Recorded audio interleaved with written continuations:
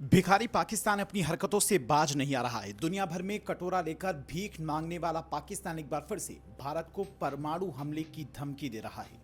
पाकिस्तान ने फिर भारत को परमाणु युद्ध की धमकी दी है। दरअसल सिंधु जल समझौता यानी कि इंडस वाटर ट्रीटी सस्पेंड किए जाने के बाद भारत के फैसले को लेकर पूर्व विदेश मंत्री और पाकिस्तान पीपल्स पार्टी के चेयरमैन बिलावल भुट्टो जरदारी ने परमाणु युद्ध की धमकी दी है। वो इन दोनों अमेरिका में हैं और गुरुवार यानी कि 5 जून 2025 को उन्होंने वॉशिंगटन के मिडिल ईस्ट इंस्टीट्यूट में भारत के खिलाफ फिर जहर उगला है।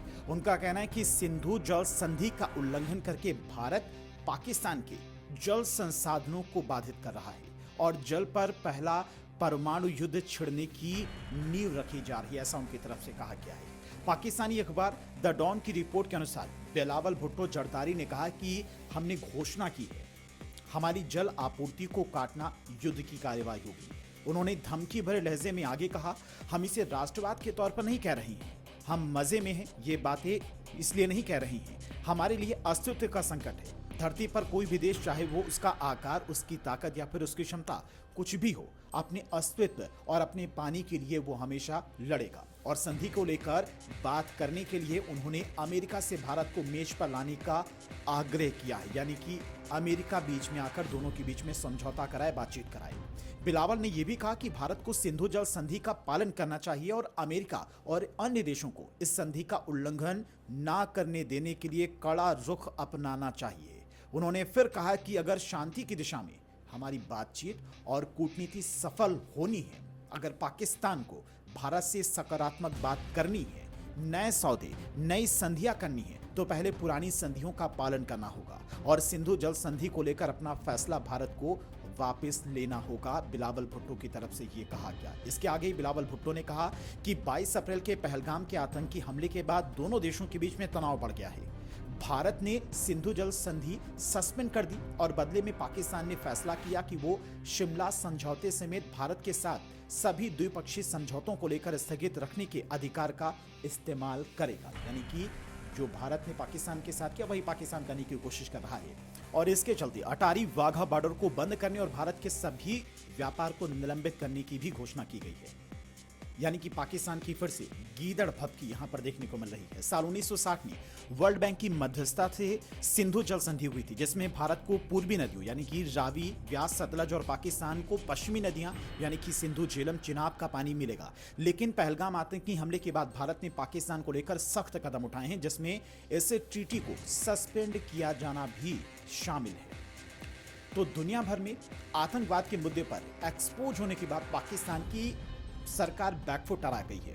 पाकिस्तानी रक्षा मंत्री ख्वाजा आसिफ ने शिमला समझौते को डे डॉक्यूमेंटेड बताया। इसके बाद शुक्रवार यानी कि 6 जून 2025 को पाकिस्तान के रक्षा मंत्रालय ने कहा कि इस ऐतिहासिक समझौते सहित भारत के किसी भी द्विपक्षीय समझौते को रद्द करने का कोई निर्णय नहीं लिया गया है। ये पाकिस्तानी विदेश मंत्री की तरफ से कहा गया। पाकिस्तानी विदेश मंत्रालय ने कहा कि हाल के घटनाक्रम के बाद इस्लामाबाद में आंतरिक चर्चाएं तेज हो रही हैं, चर्चा की जा रही है, लेकिन भारत के साथ मौजूदा समझौते को रद्द करने के लिए कोई आधिकारिक कदम नहीं उठाए गए। यानी कि एक मंत्री धमकी दे रहा है, दूसरा मंत्री कह रहा है कि ऐसा कुछ भी नहीं है। शिमला समझौता खत्म करने का कोई औपचारिक फैसला नहीं लिया गया है। वहीं न्यूज एजेंसी पीटीआई की रिपोर्ट के मुताबिक पाकिस्तानी विदेश मंत्रालय ने कहा है कि फिलहाल भारत के साथ किसी भी द्विपक्षीय समझौते को खत्म करने का कोई औपचारिक फैसला नहीं हुआ है।